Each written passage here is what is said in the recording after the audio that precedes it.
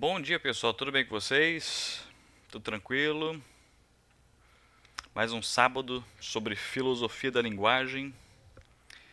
Legal. Deixa eu começar a gravar aqui e logo iniciamos. Enquanto o pessoal vai aparecendo, eu vou permitindo e nós damos continuidade às nossas discussões. Pessoal, a nossa discussão sobre filosofia da linguagem, ela estabeleceu a seguinte linha, né?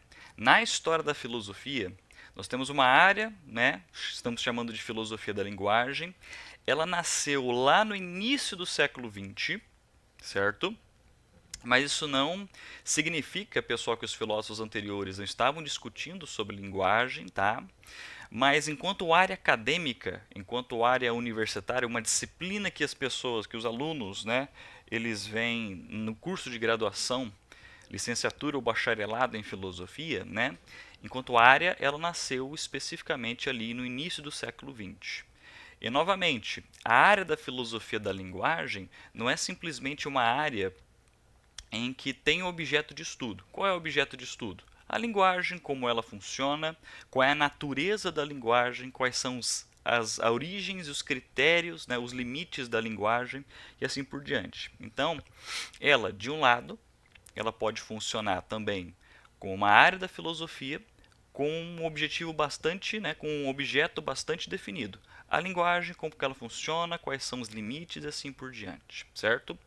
E isso, os critérios da filosofia da linguagem são diferentes em relação a, por exemplo, áreas como a linguística, né, como elementos que vocês veem, por exemplo, nas aulas que vocês viram, né, nas aulas de português ou nas aulas de línguas no ensino básico. A filosofia da linguagem ela se preocupa com a natureza e o funcionamento da linguagem de uma forma bastante geral, certo? Como que a linguagem ela pode transmitir conhecimento, como que a linguagem pode preservar, né, fatos e falar dos fatos adequadamente. Quando um cientista elabora uma teoria científica, ele utiliza linguagem, mas quais são os critérios para que a linguagem, ali naquele contexto, quais são os critérios que a linguagem deve apresentar dentro de uma teoria científica e assim por diante. E nós acompanhamos uma linha, né? E um dos autores que nós trabalhamos, ou pelo menos nós citamos na aula anterior, foi o Gottlob Frege, né? O Frege, ele nos mostrou alguns conceitos bastante importantes. Dentre eles, a noção de referência e sentido. Só vamos recapitular um pouquinho, pessoal, a linha que nós fizemos. Vou colocar aqui no chat a linha que nós fizemos das últimas aulas. O primeiro ponto é a linguagem na história da filosofia, ela focava apenas, vamos dizer assim, na noção de referência. Vou repetir. Ela focava apenas na noção de referência. O que significa dizer que a linguagem, dentro dos estudos filosóficos, ela focava apenas em referência? Que os filósofos, desde a antiguidade até esse período, né, do Frege, até o início do século XX, os filósofos defendiam que a linguagem ela ela é apenas, vamos dizer assim, a etiqueta, o rótulo do mundo, das coisas do mundo, dos fenômenos do mundo. Então, a linguagem, segundo, né, a concepção mais tradicional, é um instrumento que ajuda a gente a apontar e nomear as coisas, certo? Então, nesse sentido, referência, toda vez que vocês ouvirem a palavrinha, o termo aqui referência, né, seria a mesma coisa que apontar para as coisas, certo? Então, por exemplo, eu sou o professor Augusto César Ferreira. Nesse nosso contexto, o nome Augusto César Ferreira tem uma referência. E a referência sou eu. Quando alguém pergunta, qual é a referência do nome Augusto César Ferreira aqui nesse contexto? A resposta para a pergunta qual a referência é a mesma coisa que apontar para a coisa ou a pessoa, né, ou fenômeno que recebe o nome. Tá? Então, referência, pessoal. Então, durante um bom tempo na história da filosofia, a linguagem ela foi vista de uma maneira referencial. Existe um termo, né? Vou continuar aqui nesse primeiro ponto. Ela foi vista como algo da teoria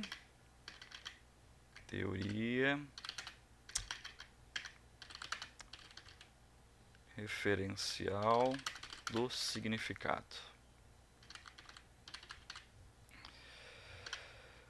Só um minutinho, só um minutinho. Referencial do significado. Certo? Então, antes das discussões que o autor que nós introduzimos no sábado anterior, né, o Frege, antes das discussões que ele fez, na filosofia, quando ela estava pensando filosoficamente, analisando filosoficamente a natureza da linguagem, o ponto de vista mais forte até então é a teoria referencial do significado. O que significa, né? Quais são as teses da teoria referencial do significado? A principal tese da teoria referencial do significado é que significado das palavras é a mesma coisa que a coisa ou fenômeno ou a pessoa que recebe o nome, certo? Então, a teoria referencial do significado diz que a linguagem é apenas o instrumento que a gente utiliza para nomear as coisas, para apontar para as coisas e assim por diante. Então, eu sempre gosto de utilizar essa analogia de que a linguagem, na teoria referencial do significado, é a etiqueta, o rótulo das coisas do mundo, certo? Porém, isso acaba mostrando uma espécie de dificuldade, porque quando nós utilizamos a linguagem apenas de maneira referencial, quando nós utilizamos a linguagem, né, apenas com essa concepção de referência na hora que a gente pensa sobre a linguagem, muitas coisas acabam faltando, muitas coisas acabam escapando. E o que acaba escapando quando nós pensamos a linguagem apenas de maneira referencial? Um ponto bastante importante acaba escapando. Como que a linguagem pode transmitir informações? Como que a linguagem pode transmitir conhecimento? Nesse exato momento, eu estou falando a vocês, estou utilizando linguagem, estou transmitindo informações a vocês. E pressupõe-se que, quando estou fazendo isso, vocês estão, né, absorvendo isso, estão compreendendo, estão refletindo, algumas dúvidas surgem, mas tudo isso que está acontecendo, ela só pode acontecer quando a linguagem ela transmite conhecimento e preserva conhecimento, certo? Então, por exemplo, a teoria referencial do significado, quando a linguagem é vista apenas como referência, nós temos o seguinte exemplo, né? Quando alguém pergunta qual é a referência do nome Pelé? Referência do nome Pelé. Então, a resposta para essa pergunta é a mesma coisa que apontar para o jogador, certo? Aquele jogador ali. Aí você pode apontar ele, né? Alguma foto da internet, alguma reportagem da televisão, aquele jogador ali é a referência do nome Pelé, certo? Mas simplesmente apontar para coisa, pessoa ou fenômeno que recebe o nome, você não garante conhecimento sobre aquele fenômeno, sobre aquela pessoa, sobre aquela coisa. Apontar para a coisa que recebe o nome não garante todo esse processo de conhecimento, certo? Então, por exemplo, quando eu digo, a referência do nome Pelé é aquele jogador ali, você não, nesse processo de referenciar, nós não sabemos mais informações do que simplesmente o nome. Né? Nós sabemos apenas o nome. E saber apenas o nome das coisas não garante produção e transferência de conhecimento. É preciso que mais algumas coisas estejam em jogo aqui. Né? E o Frege, que é um dos filósofos da linguagem, né, do início da filosofia da linguagem, defende a noção de sentido. Né? Então nós temos um segundo ponto aqui, onde a linguagem ela precisa ter referência e sentido, certo? Referência e sentido. Referência é aquela etiquetinha, né? E o sentido, nós podemos perceber que pela noção de sentido, nós podemos perceber diversas características informativas e diversos contextos, certo? Então, por exemplo, o nome Pelé tem a referência, o jogador, aquele jogador, certo? Porém, a pessoa que tem o nome Pelé recebe o nome de Edson Arantes do Nascimento, certo? Então a referência do nome Edson Arantes do Nascimento também é o mesmo jogador. E nós temos frases declarativas que elas têm a mesma natureza. Então, quando eu digo o camisa 10 da seleção de 1958, qual é a referência dessa descrição? A referência dessa descrição é a mesma pessoa. Então, quando nós temos Pelé, Edson Arantes do Nascimento, o camisa 10 da seleção de 1958, certo? Todos esses nomes, todas essas descrições apontam para a mesma referência.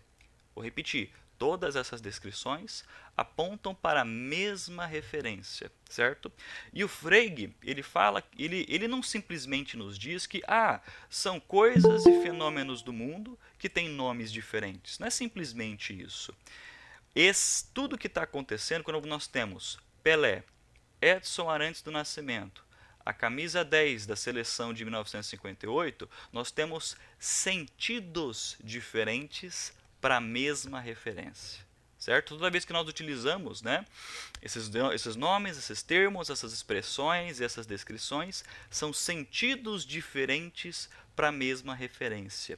E segundo o filósofo Frege, né, quando nós conhecemos o sentido para as referências, nós entendemos como que a linguagem pode transmitir informações, certo?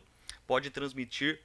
E quando eu digo transmitir informações, pessoal, né, se nós defendêssemos a teoria referencial do significado, nós estaríamos defendendo que simplesmente conhecer o nome das coisas já é conhecer as coisas completamente. E não é bem assim, né?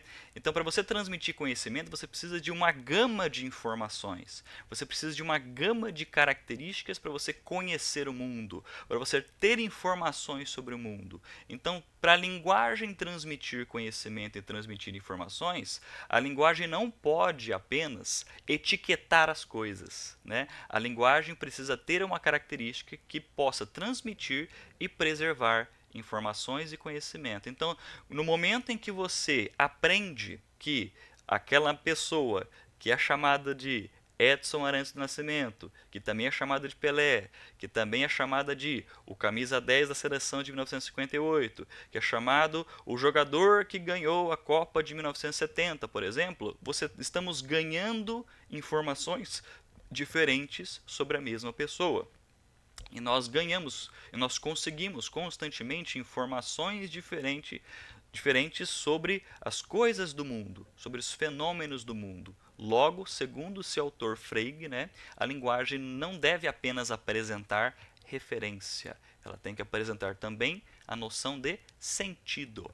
Agora vamos pegar o meu exemplo. Meu nome é Augusto César Ferreira. Então a referência dessa etiquetinha sou eu, se aponta para mim, certo? Mas aqui eu sou professor de filosofia das aulas de sábado, certo? Então a descrição, professor de filosofia das aulas de sábado da UniCV, tem uma referência. Qual é essa referência? Sou eu também. Só que aqui é um outro sentido, certo? Um contexto que carrega uma informação que vai te informar de alguma coisa diferente, né?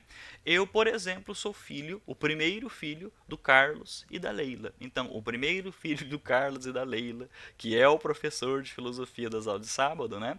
Tem uma referência, que sou eu novamente. Então, vocês conseguem perceber que uma referência, ela pode ter diversos sentidos. Uma única referência ela pode ter diversos sentidos.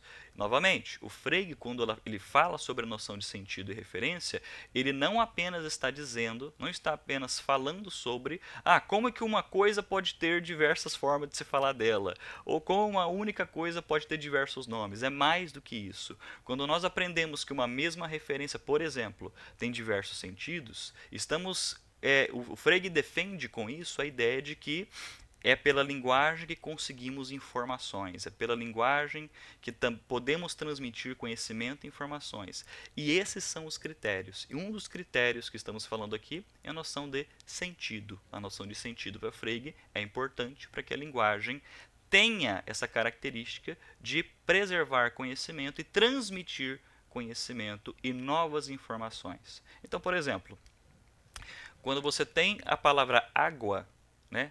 A água tem uma referência. A água é aquela substância ali que você aponta, nós damos o nome de água, certo? Mas no contexto científico, nós chamamos, né, nós dizemos que aquilo é H2O. Então, se não houvesse, então, testando esse argumento do Frege, testando essa tese do Frege, se não houvesse a noção de sentido, certo? Nós não aprenderíamos. Se não houvesse noção de sentido, não haveria aprendizado, porque aprendizado pressupõe que informações estão sendo transmitidas e nunca é unilateral. Então nós entendemos que aquela substância ali que nós no cotidiano chamamos de água, certo? E que no contexto científico é chamada de H2O, são sentidos diferentes para a mesma referência, e você conhecendo esses múltiplos sentidos que apontam para essa referência, você tem a noção de aprendizado, de transferência de conhecimento. Perfeito, pessoal? Tranquilo? Então, isso é uma recapitulação das aulinhas que nós tivemos dos últimos sábados. E agora, pessoal, nesse sábado, nesta manhã, aqui em Maringá, pelo menos uma manhã um pouco fria, a gente vai conhecer também um outro grande, né, filósofo da linguagem, um grande filósofo do período contemporâneo, que tem um nome meio chatinho de falar, que é o Wittgenstein, certo? Wittgenstein. Pode falar, Antônia.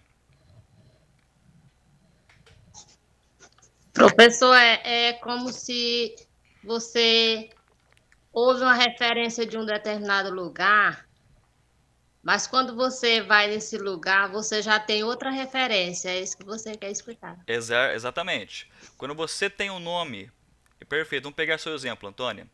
Tem ali a referência da cidade de São Paulo. Então, São Paulo é um nome que referencia alguma coisa, aquele lugar, certo? Então, no primeiro contato, você sabe que a referência daquele nome São Paulo é aquela cidade. Então, você aponta para a cidade, né? Porém, você, na sua experiência do mundo, você consegue novas informações. Então, por exemplo, São Paulo é também chamada de Terra da Garoa, nesse sentido.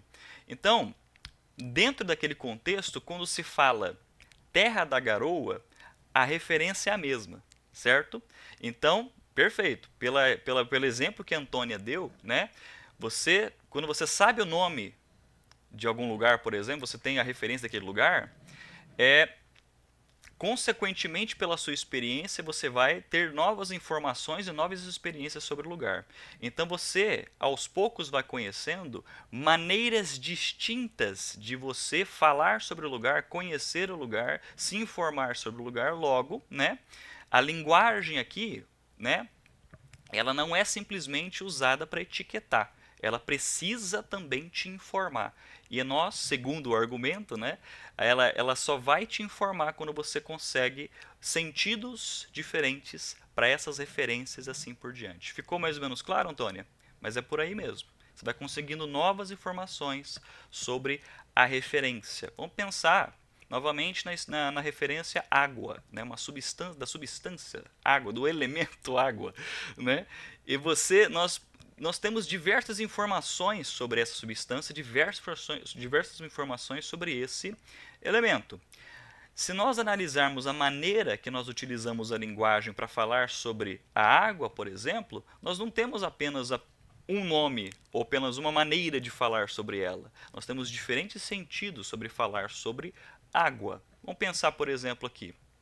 No sentido científico, nós temos H2O, né? Quando você fala sobre água no contexto, por exemplo, do batismo, colocar na Igreja Católica, ela assume um outro sentido para aquela referência, né? Então nós temos diversos sentidos. Esses sentidos vão nos informar, por exemplo, do contexto de uso, né? Só que o Frege, pessoal, é uma coisa bastante importante, tá? Quando o Frege ele fala sobre referência e sentido, ele está estabelecendo, ele está preocupado com regras e critérios de como que a linguagem funciona. E para a linguagem transmitir conhecimento, para a linguagem transmitir informações, é preciso de critérios e regras. E esses critérios e regras para o Frege, certo? E não só para o Frege e para o Bertrand Russell, que é também o filósofo que faz uma análise da linguagem enquanto instrumento de conhecimento, os critérios e as regras da linguagem para esses dois autores, o Frege e Russell, é a lógica, tá? É a lógica.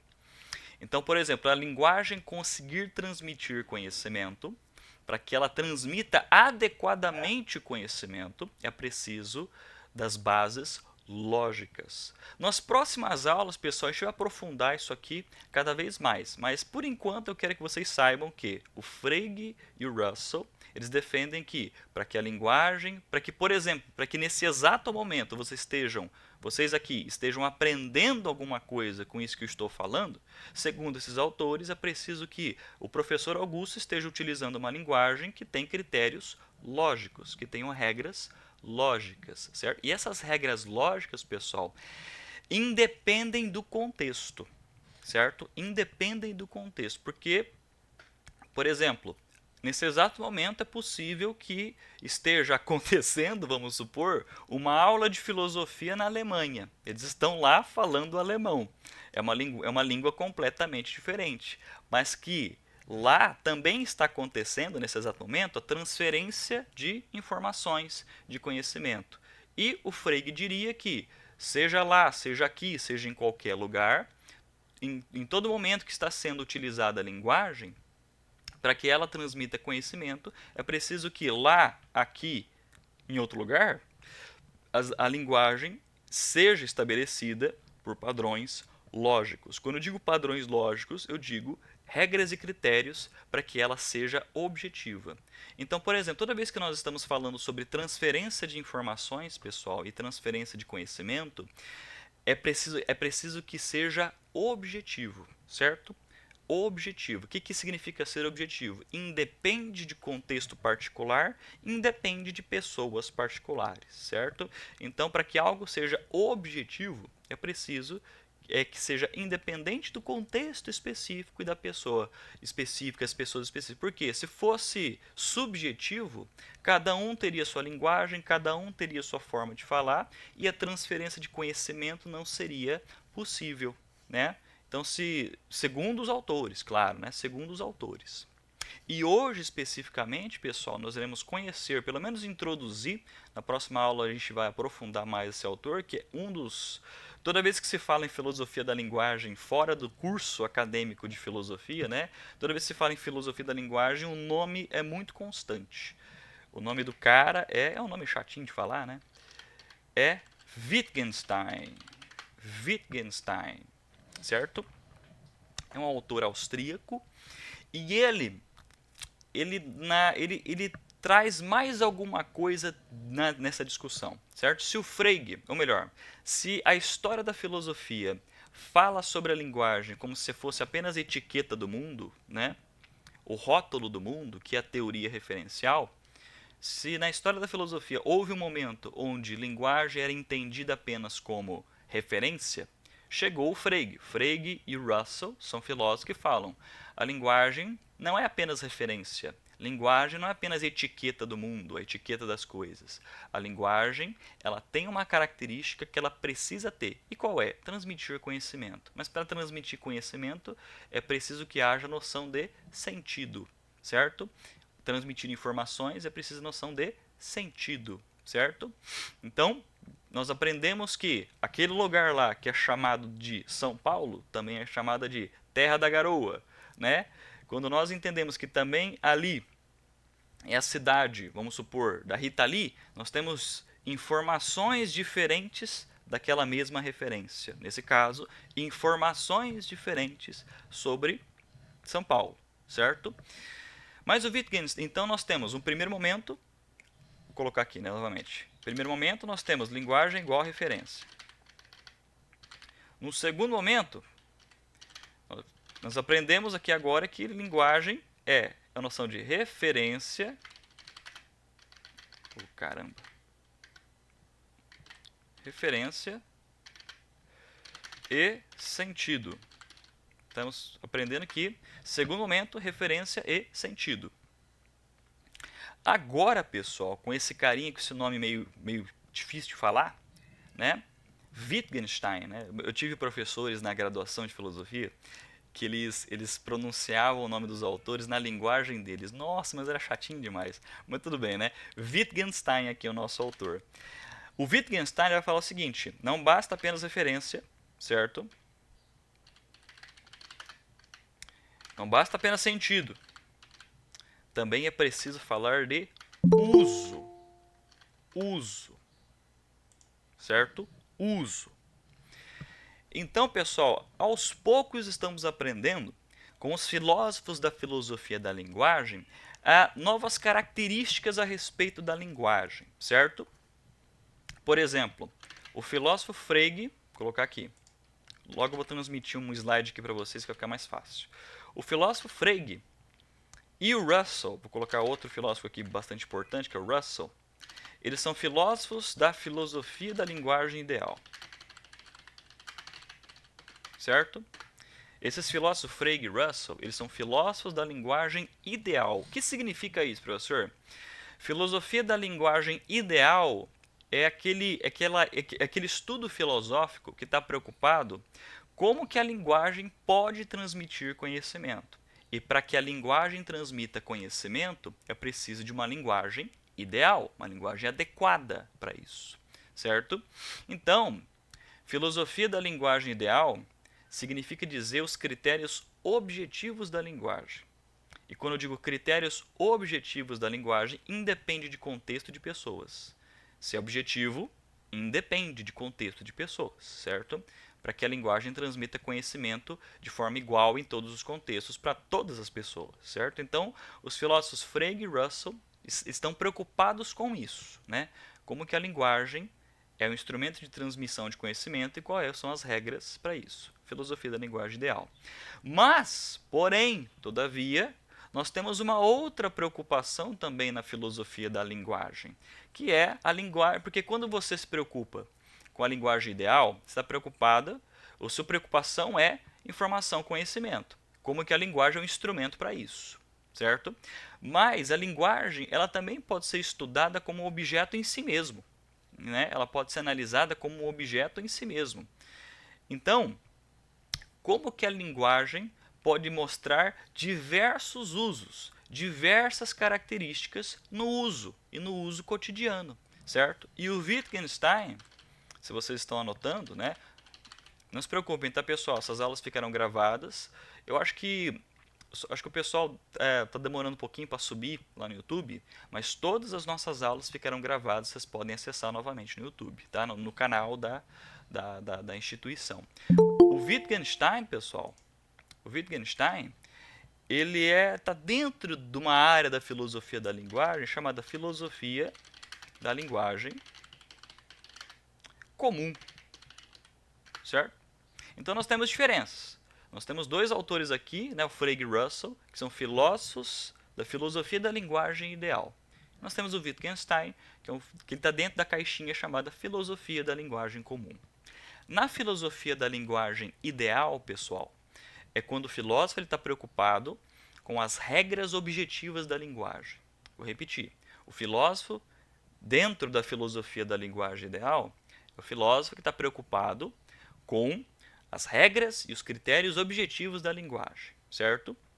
O filósofo da filosofia da linguagem comum, ele não está preocupado com esses mesmos critérios. O filósofo da filosofia da linguagem comum, ele está preocupado com os diferentes usos da linguagem no cotidiano, que é uma coisa completamente diferente.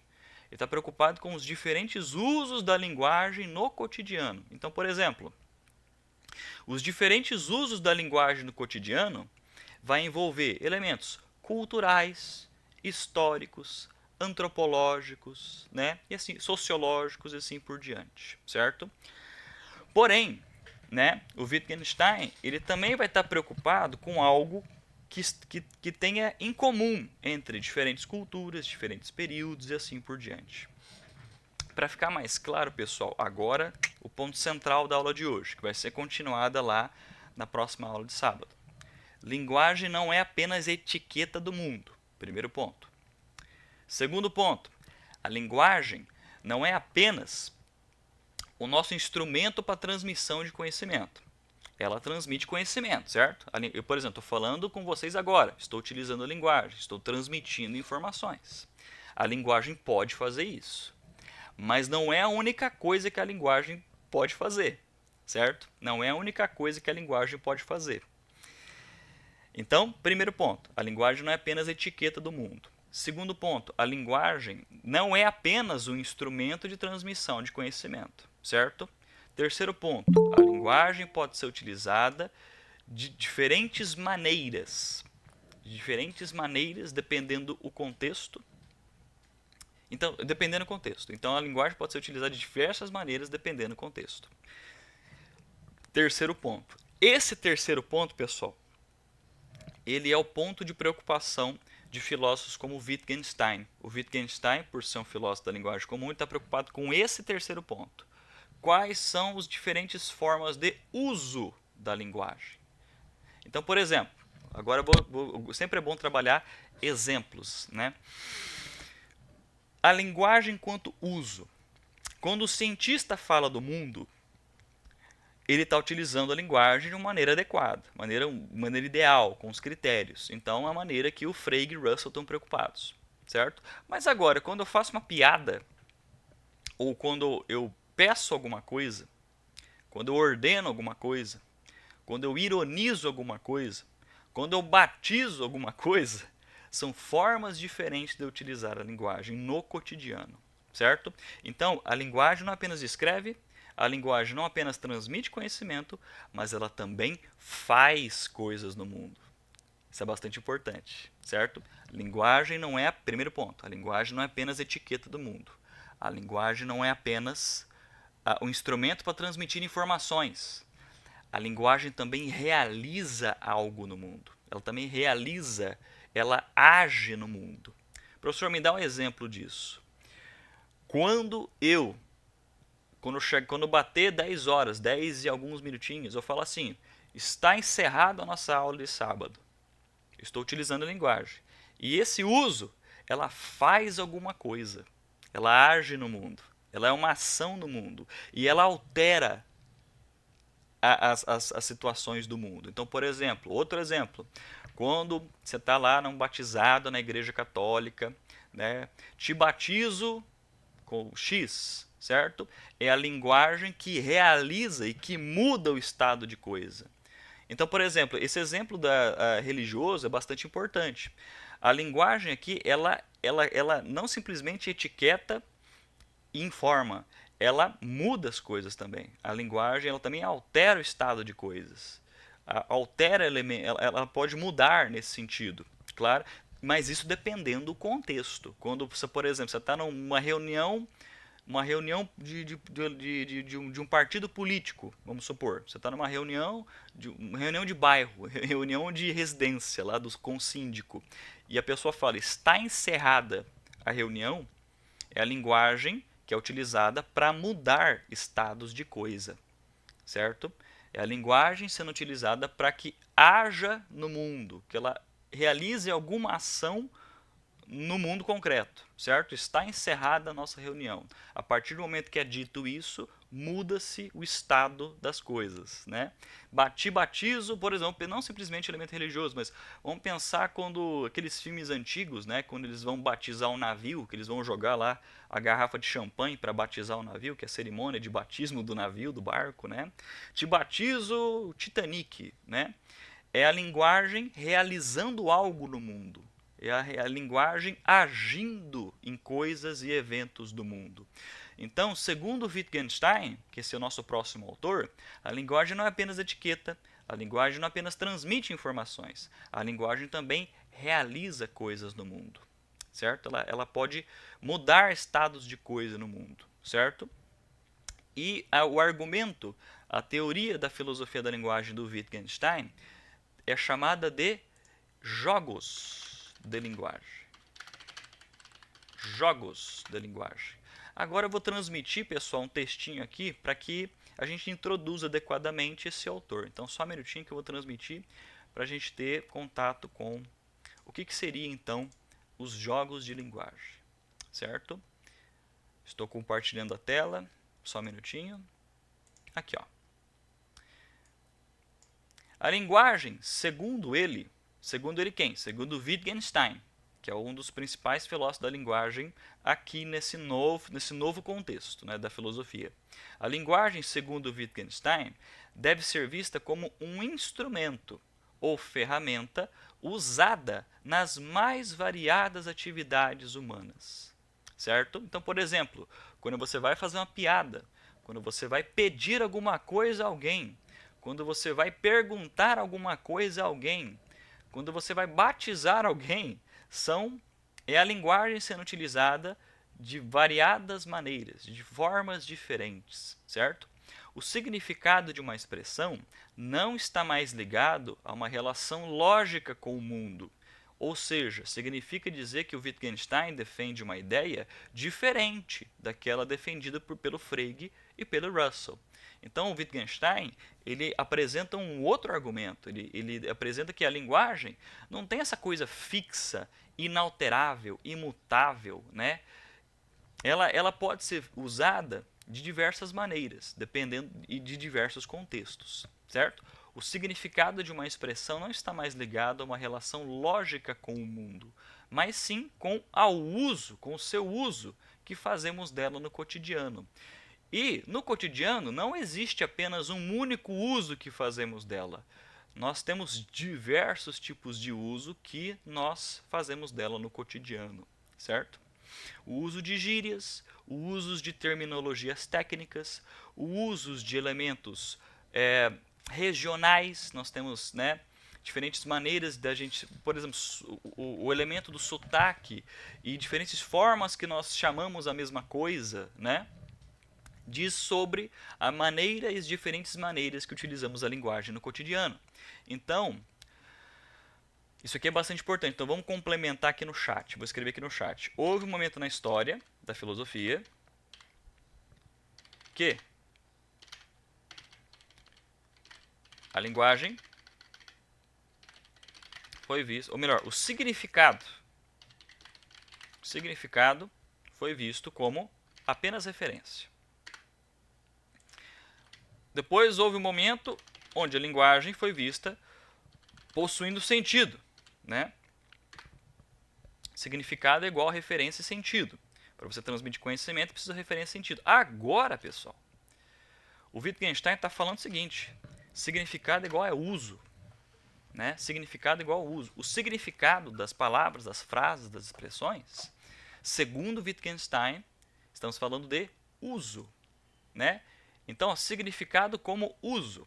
Wittgenstein afirma que o significado de uma palavra é seu uso na linguagem. Então, naquele contexto, naquele momento, naquela situação, o significado da palavra X é aquele. Mas em outro contexto, em uma outra situação, o significado daquela palavra é outro, certo? Então nós estamos diante do cenário onde o significado das palavras está no seu uso, e o uso é determinado pelo contexto. O uso é determinado pela situação. Mas, professor, isso não é problemático? Por que é problemático? Porque dá a impressão que a linguagem agora ficou arbitrária. Parece que a linguagem agora ficou meio aleatória. Ela pode assumir diversas facetas, certo? Mas o que faz com que ela não seja aleatória, certo? Porque quando você fala diversos contextos, diversos significados, parece que a linguagem ficou meio gratuita, meio caótica, meio desordenada. E não é o caso. Segundo Wittgenstein, pessoal, nós temos agora a noção de jogos de linguagem. E a noção de jogos de linguagem, por mais que o Wittgenstein fala que a linguagem agora é uso, e tem diversas maneiras de você usar a linguagem, não significa que é algo aleatório.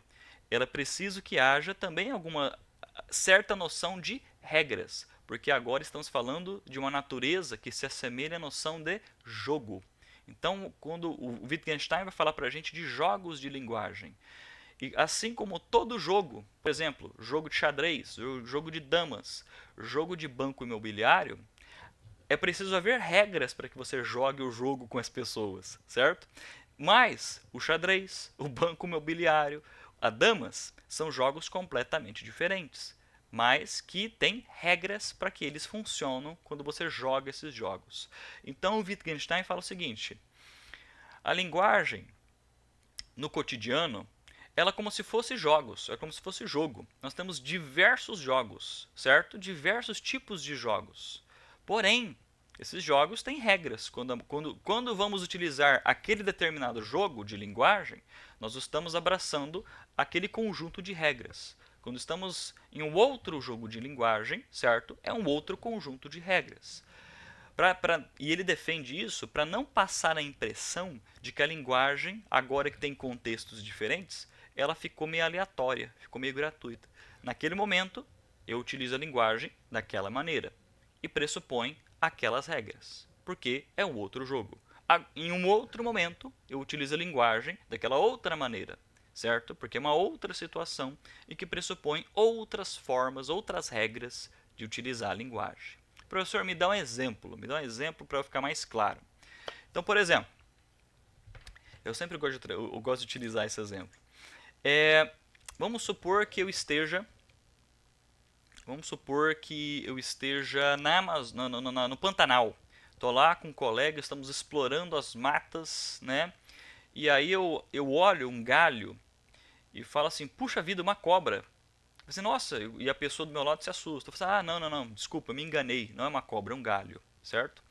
Nesse contexto de uso, né, eu usei a frase olha a cobra ou ó a cobra, isto é uma cobra, no sentido de referenciar a cobra, certo? Como se fosse algo a ser verificado, um fato a ser verificado. Mas agora, quando eu estou numa quadrilha de festa junina, eu falo olha a cobra, eu não estou querendo dizer que é uma cobra no local. Não estou querendo dizer que é uma cobra ali naquela situação.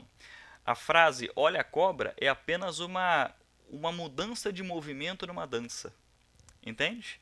Se eu tiver no Pantanal eu falo olha a cobra, e se tiver uma cobra de fato ali, né? É uma frase que está querendo descrever algo que tem no mundo. Agora, quando eu estou numa festa junina, eu estou dançando quadrilha, quando eu falo olha a cobra, não estou dizendo que tem uma cobra ali. Eu estou utilizando essa frase para mudar o passo da dança. É uma outra maneira de utilizar a frase. É um outro contexto de utilizar a frase. É uma outra forma de utilizar a frase. É a mesma frase, porém o contexto, os contextos distintos, os contextos diferentes, exigem regras diferentes de uso da mesma frase. Ficou mais ou menos claro, pessoal? Então esse é o ponto do Wittgenstein, que os contextos eles vão mostrar para a gente diferentes formas de uso, certo? Diferentes formas de uso da linguagem. Então a linguagem não apenas tem uma única forma de uso. Ela não é simplesmente, como estava dizendo Frege, né? O instrumento para transmitir conhecimento. Nós temos diversos tipos de uso da linguagem, certo? Então, quando você faz perguntas, quando você faz pedidos, quando você ironiza, quando você utiliza a linguagem de maneira sarcástica, você utiliza a linguagem de maneira diferente. Então, por exemplo, quando eu utilizo quando, por exemplo, eu estou numa situação com amigos e um amigo meu ele acaba fazendo uma besteira, ele faz uma coisa bem bobinha, vamos pensar dessa forma. E aí eu olho para ele e falo assim, putz, cara, você é um gênio, você é um gênio. E aí, eu não estou querendo dizer literalmente que o cara é um gênio. Eu estou utilizando a frase de maneira sarcástica. E a frase, quando você utiliza ela de maneira sarcástica, é o inverso do que a frase está querendo dizer, certo? Mas como que você percebe isso? Pelo uso. Você percebe o sarcasmo não na frase em si mesma. Você percebe o sarcasmo pelo uso da forma. Então, pessoal, um ponto bastante importante aqui para o Wittgenstein, certo? A linguagem, ela não deve ser analisada ela por ela mesma, certo? As palavras pelas próprias palavras. Sempre tem que pensar a linguagem, as palavras no contexto. E contexto também é uso, é entonação, é expressão, certo? Então, a linguagem não está separada do mundo, do corpo, no mundo, do cotidiano. Então, linguagem não é apenas, seja ela escrita ou falada, elementos que a gente decodifica. A linguagem também é expressividade. A linguagem também envolve ações no mundo. Então, a linguagem é completa quando nós pensamos no uso, na entonação das pessoas que usam, nos períodos da história que são usados, certo? Então, Linguagem, quando nós pensamos em linguagem em termos de uso, ela mostra mais uma camada mais ampla da linguagem. Então você só entende o uso sarcástico das frases, o uso sarcástico da linguagem, pelo uso, certo? Pelo uso. E o uso é uma coisa do mundo concreto. Não é uma coisa que está no papel, certo? Não é uma coisa que está escrita na folha que você lê. Ela está na forma do uso das palavras, certo? Então, o Wittgenstein está mostrando um cenário para a gente muito mais amplo, certo? Então, só para a gente entender melhor o que ele quer dizer por, né, jogos de linguagem. Wittgenstein afirma que o significado de uma palavra é o seu uso da linguagem. Deixa eu só ver se alguém está perguntando alguma coisa. Ah, não, está querendo entrar, beleza.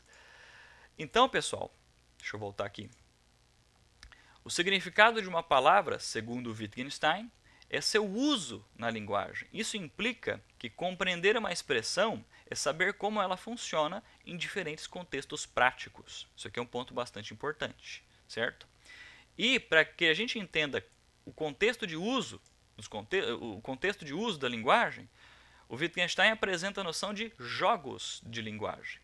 Para explicar essa ideia, Wittgenstein introduz o conceito de jogos de linguagem. No termo alemão, Sprachspiel.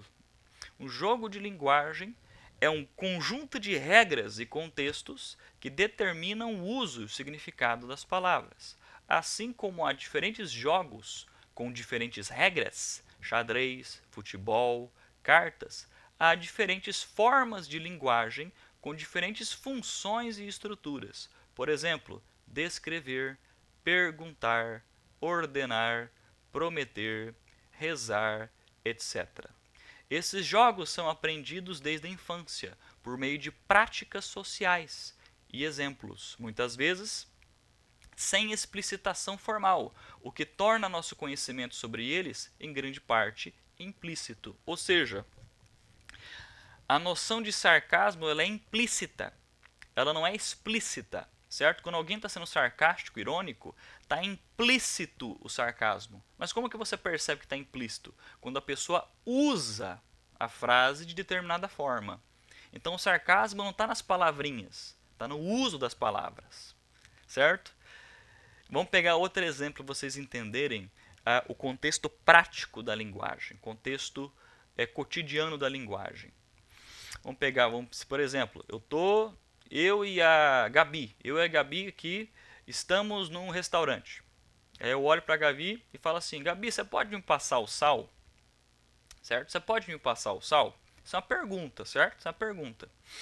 E quando eu faço essa pergunta, em nenhum momento, né? Em nenhum momento ela vai olhar para mim e falar assim: sim, posso sim, Augusto. Aí fica por isso mesmo. Não é simplesmente uma pergunta, é um pedido em forma de pergunta, né? Então, quando eu digo à pessoa, pode me passar o sal, ela me entrega o sal, educadamente, né? Então, por mais que seja uma pergunta, aquele contexto, naquela situação, é uma pergunta que tá, digamos assim, com um pedido implícito. É uma pergunta com um pedido implícito, certo? Então, o uso pragmático da linguagem permite com que, nesse uso, a pessoa entenda que não é simplesmente uma pergunta que precisa de uma resposta, é um pedido que precisa que algo aconteça, certo? Quando eu digo, pode me passar o sal, a pessoa não vai simplesmente responder, estou com o braço funcionando, acho que posso sim, né? Não é nesse sentido, por mais bizarro que seja, né? A linguagem não é simplesmente aqui da forma mais literal possível. É a linguagem sendo utilizada em determinado contexto para que realize algo no mundo, certo?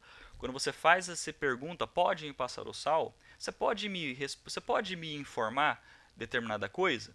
Não é simplesmente uma pergunta que exige uma resposta.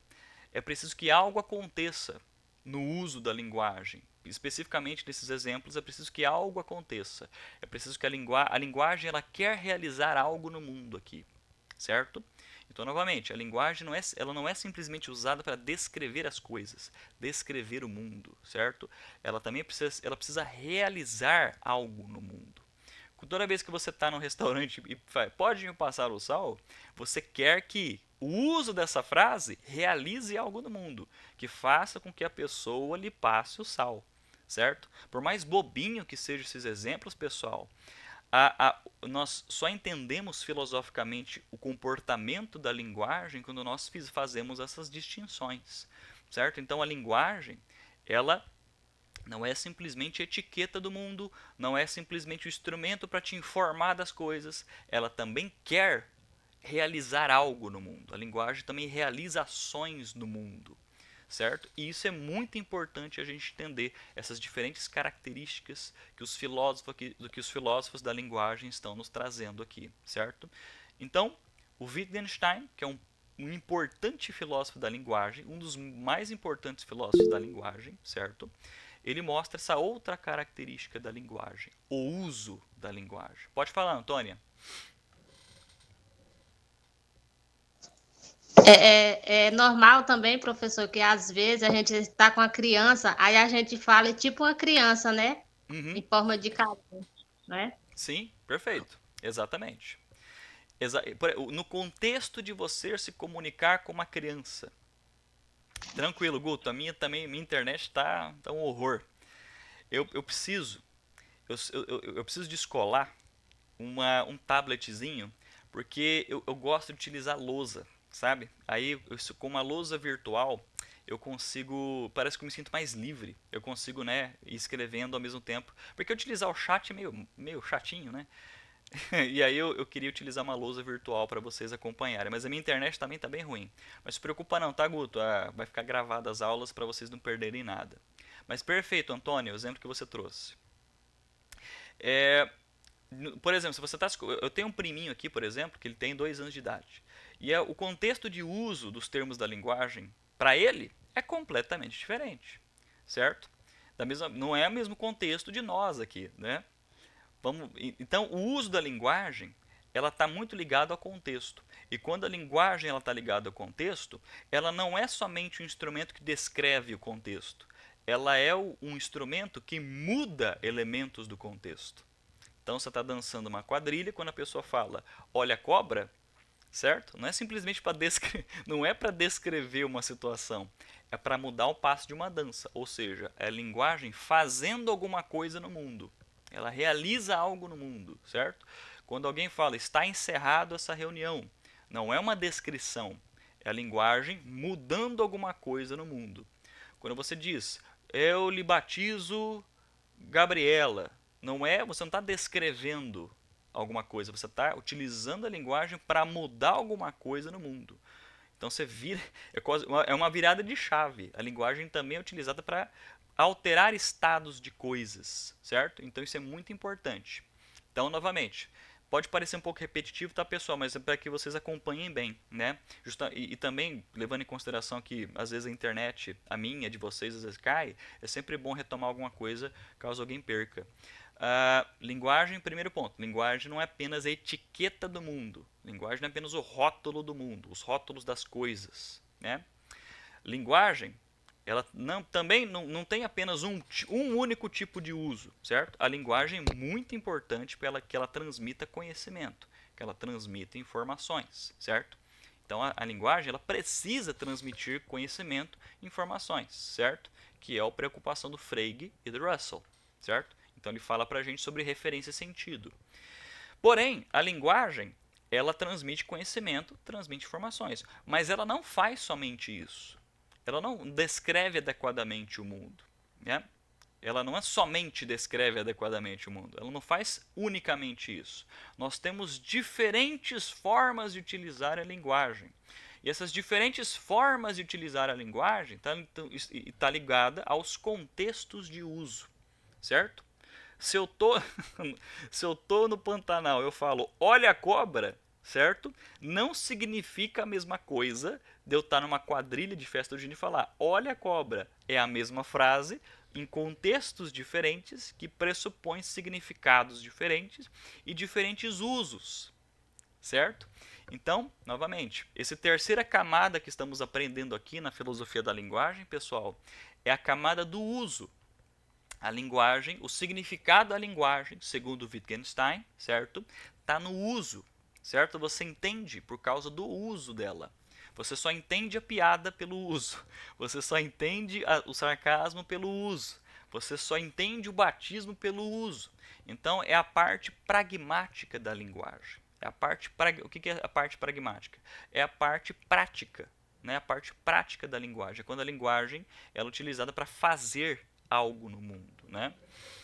Então o Wittgenstein ele fala, em todas as vezes que nós utilizamos a linguagem, quando ela faz algo no mundo, ela não pode ser gratuito, não pode ser aleatório, não pode ser subjetivo. É preciso que haja regras. Só que neste exato momento estamos utilizando a linguagem, né? Eu, Antônia, eu, a Gabi, eu e o Guto, né? Eu e o Thiago, estamos aqui, né? Nos comunicando, vocês estão se comunicando comigo. Nesse contexto, certo? Estamos utilizando um tipo de jogo de linguagem, né? Que todo mundo aqui compartilha as mesmas regras, os mesmos padrões, certo? Para que vocês entendam daquilo que a gente está falando, né? Em um outro contexto, vamos supor um contexto religioso, é um outro jogo de linguagem que pressupõe outras regras de linguagem, assim por diante. Por exemplo, um contexto da ciência, um contexto da física, um contexto da química, um contexto da biologia, certo? É um outro jogo de linguagem que pressupõe outras regras, que pressupõe uma outra forma de falar. O contexto da conversa cotidiana é um outro contexto, que é um outro jogo de linguagem, que pressupõe outras regras e outros padrões. Então, a cada contexto, a cada situação, nós temos jogos de linguagem diferentes, segundo o autor Wittgenstein, certo? Então, o significado está no uso das palavras. Professor, isso também tem a ver com períodos da história? Sem dúvida nenhuma. Sem dúvida nenhuma. Então, por exemplo, a maneira que eu utilizo. Vamos supor, eu estou no século XV. Não, vamos um pouquinho mais para trás. Vamos para trás. Vamos no século XIV. Eu estou no século XIV, certo? E naquele período, era visto como conhecimento que a Terra estava no centro do universo. Era visto como um fato no século XIV que a Terra estava no centro do universo, certo? Então era fato, era verdade, e você falava sobre isso, né, naquele período. Hoje já não é mais assim. Hoje nós entendemos que o planeta Terra está na Via Láctea, a Via Láctea não é o centro do universo, certo? Então, a noção de verdade no século XIV para o século XXI mudou radicalmente, o que implica novos contextos, outros contextos, e que também as mudanças em termos de conhecimento também está ligado a isso que o Wittgenstein está falando. Inclusive o contexto do conhecimento ele muda, e o que muda junto com ele é a linguagem, certo? Então, por exemplo, a gente aprende as regras morfossintáticas, né? Você pega, por exemplo, as aulas de português do ensino básico, certo? Você aprendeu lá a sintaxe, a morfossintaxe, certo? E aí, você aprende as regras, você aprende a categoria das palavras, um pronome, um substantivo, um advérbio, os verbos, você aprende sobre as locuções adverbiais. Beleza, nós aprendemos regras, nós aprendemos as regras da linguagem, para você escrever bem, para você falar bem e assim por diante, certo? Porém, acontece, por exemplo, não temos o novo acordo ortográfico, né? Aconteceu uma mudança. Aconteceu uma mudança na forma que a gente escreve, na forma que a gente fala, né? Principalmente na forma que a gente escreve, né? Ocorreram lá em 2000 e foi formalizado em qual ano isso? 2009? Nós tivemos o novo acordo ortográfico de 2009. Os padrões são as regras da linguagem que mudaram. Da língua portuguesa, no caso, né? Que mudaram, certo? Então, os padrões, as regras da linguagem também mudam. Por que é importante que eu fale isso para vocês, pessoal? Para a gente não carregar a ideia de que a linguagem é algo fixo, estanque, imutável, certo? A linguagem, ela só se dá no mundo, e o mundo é uma coisa que muda constantemente. Logo, por conseguinte, a linguagem ela muda junto com o mundo, certo? A linguagem ela muda junto com o mundo. A linguagem não é algo fixo, imutável, eterno, né, estanque. ela muda junto com o mundo. E nós precisamos entender isso, e o Wittgenstein já está antecipando isso para a gente, né? Que a linguagem ela também acompanha a mudança do mundo. Seja em todos os cenários possíveis, no cenário científico, no cenário social e assim por diante, né? Nós temos mudanças de termos, mudanças de noções que vão, né, se aproximando com aquilo que o período está exigindo. Então, eu fecho a aula de hoje, pessoal, introduzindo os principais teses, os principais argumentos desse nosso novo filósofo aqui da nossa discussão, que é o Wittgenstein. Wittgenstein, ele é o filósofo que fala sobre linguagem no uso, o linguagem no contexto de uso. E os usos são diversos, os usos são plurais.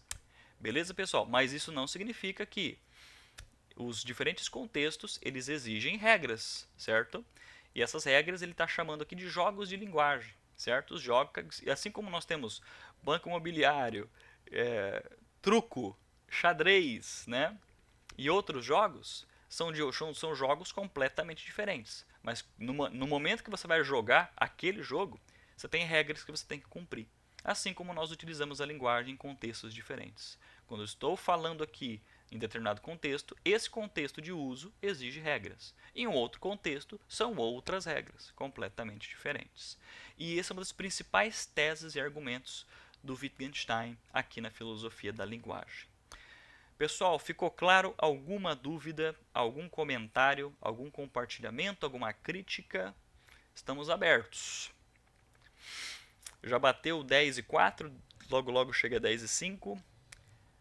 Nenhuma pergunta, nenhum comentário, nada do tipo? Não se preocupem, tá, pessoal? Ficará gravado. Pode falar, Antônia. Não, eu só queria agradecer e dizer que eu gosto muito das suas aulas.